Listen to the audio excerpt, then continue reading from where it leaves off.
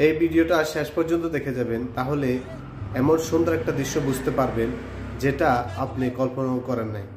কিছু লোক এখানে অন্যায় কাজ করতেছিল, যেই অন্যায় কাজটা এই ছেলেটি প্রশ্রয় দেওয়ার পর সেটা তার উপরে চলে আসে।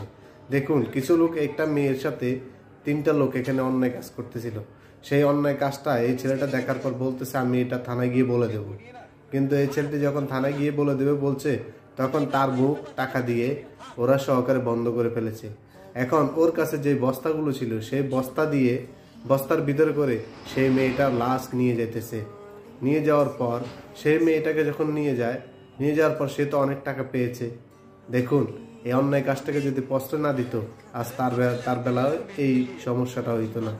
দেখুন, শেষ পর্যন্ত দেখতে পেরেছে সেই মেয়েটি হচ্ছে তার বোন।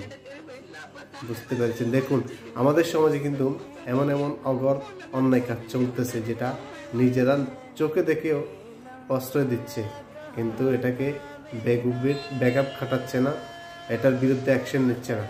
এবং শেষ পর্যন্ত নিজের বোনের সাথেই সেই সমস্যাটাই হয়েছে, যেটা সে অন্যের বোন মনে করে কিছুই বলে নাই, টাকার কাছে নিজের বিবেককে বিক্রি করে দিয়েছে। এখন সেটা তার সাথেই হয়েছে, তার ফ্যামিলির সাথেই হয়েছে। তাই সমাজে এমন কিছু দেখলে সাথে সাথে অ্যাকশন